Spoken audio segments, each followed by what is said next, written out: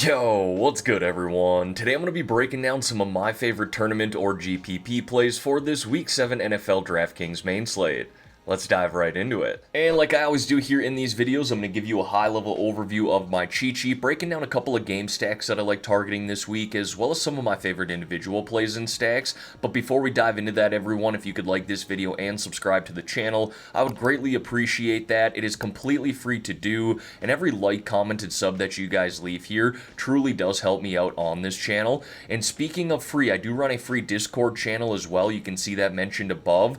This will be the last weekend that I keep that open to the public. I'll still send out private invites and that will be free as well, but we have close to 900 people in there today, which has led to some people kind of spamming or scamming, however you want to put it. So I have to shut it down and make it private. Everybody who's in the Discord today, no worries, you'll be automatically included in the private Discord, but I just can't have these spammers and scammers keep joining. So again, last weekend open to the public. If you want to join that, there's a link to do so in the description below, as well as in the pinned comment below. With that being said, let's dive into the cheat sheet here, kicking it off with a couple of game stacks that I like targeting this week, and starting with this game between the Colts and Chargers. And I like stacking it up on the Colts side here with Daniel Jones, Michael Pittman Jr., and Tyler Warren. I think we could pivot off of Michael Pittman here for Alec Pierce for $1,000 cheaper. You can see him listed as an honorable mention, but I do prefer Michael Pittman there, especially considering that Josh Downs might not play here this week. He has not practiced. Thus far, I don't have an update as of Friday, haven't seen anything on Twitter yet, but he is in the concussion protocol, and I believe he is going to miss. We'll keep an eye on that, but assuming that he does miss, like I said, I really like the pass catchers here on the Colts side of things against this secondary for the Chargers. And then running it back there with Vidal for the Chargers, he was really the lead back with Hampton out last week, saw 22 total touches, 18 in the running game, 4 targets as well. And for some reason, these guys are kind of floating under the radar when they have one of the highest implied total games heading into Week 7. So as far as a game stack goes, this one looks nice to me. And then another game stack that I like targeting here this week is this game between the Eagles and Vikings, and I believe we could stack up either side here. If you wanted to roll out Jalen Hurts with, let's say, A.J. Brown and Dallas Goedert, run it back with Jordan Mason, I absolutely think that's in play. But this secondary for the Eagles has really kind of struggled, and it does sound like Mitchell is going to play here this weekend, but that really hasn't changed too much for me. I love that we can stack up Carson Wentz with his top 2 pass catchers in Justin Jefferson and Jordan Addison and really just kind of get out of the Vikings. Sure, you could mix in a TJ Hawkinson there who's very affordable in the 3K range, but I just like going with the top 2 pass catchers there for the Vikings. They should be able to beat those Eagles cornerbacks. And then running it back here with Saquon Barkley and Dallas Goedert. You know, Saquon, I've talked about him quite a bit in tournaments as of late. He is just not projecting for very high ownership. I think he's floating around number 9 or 10 as far as highest projected running backs this week.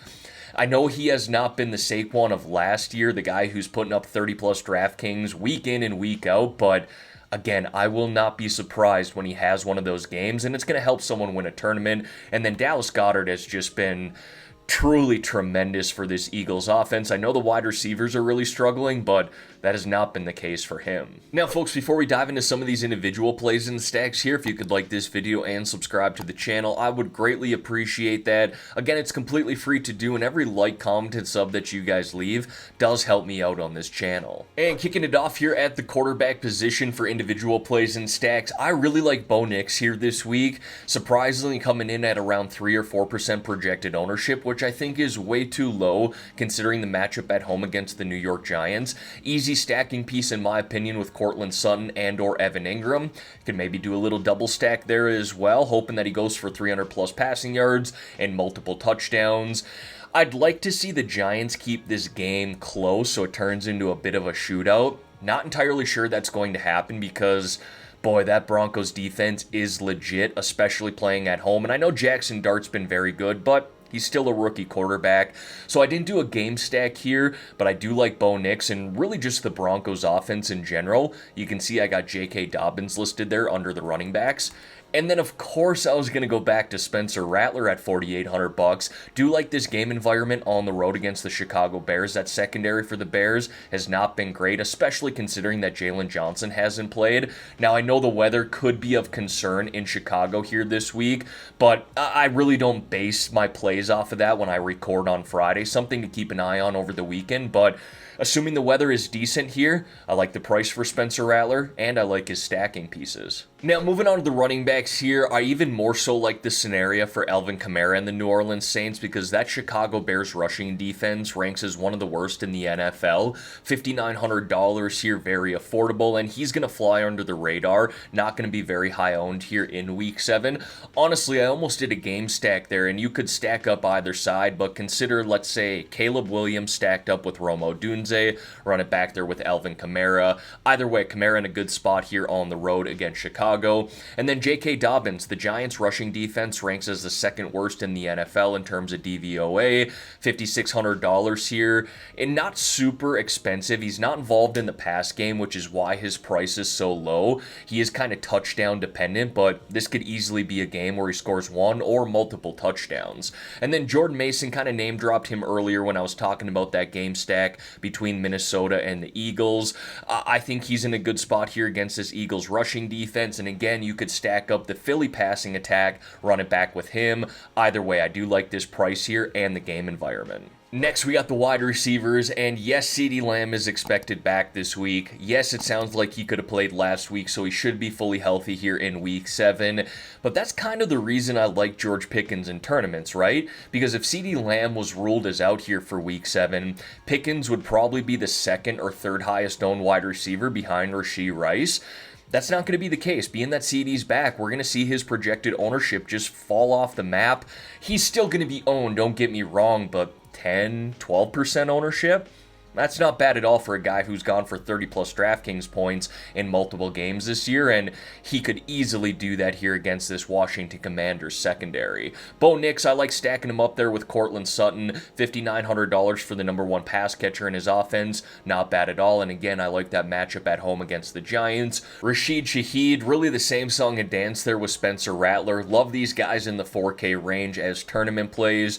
Shaheed's a guy who might only see 5-6 targets in a game, but he has that deep threat appeal and can score a touchdown from anywhere on the field. And then Alex Pierce, I name dropped him when talking about that game stack earlier. If you wanted to save $1,000 off of Michael Pittman Jr. or just look for a low price wide receiver who can score a long touchdown, Alec Pierce is a guy who can do that. I'm keeping it pretty simple at the tight end position here this week. I did talk about a few in my cash plays video as well. Make sure you go check that out. Some really cheap low price tight end options we can target this week.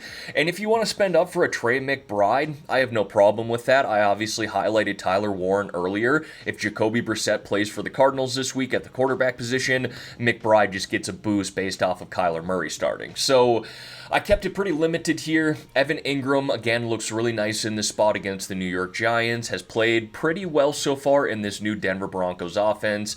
Harold Fannin Jr. here for the Cleveland Browns. If David Njoku does not play here this week, Fannin Jr. is in a really good spot, especially considering this price. And then we'll wrap it up there with the defenses. We got the Chiefs at home taking on a Geno Smith Las Vegas Raiders offense who have been brutal to start the season. Broncos here at home taking on a rookie quarterback in Jackson Dart. This Broncos defense is loaded with studs. We got the Patriots here taking on a rookie quarterback as well in Cam Ward. That Titans offense is one we've been picking on all year long. And then the Vikings defense at $2,600 stuck out to me. And not due to the matchup here against the Philadelphia Eagles. Obviously that offense has struggled so far this year, but they still have some great playmakers. Jalen Hurts, Saquon Barkley, AJ Brown, Dallas Goedert, Devontae Smith. What I like the Vikings here for is, number one, the price at $2,600. Number two, they're playing at home in one of the loudest game environments in the NFL, and they have some studs on this back end who can make plays. So at $2,600 as far as tournament goes, we know this Vikings defense can make some splash plays and really score some fantasy points.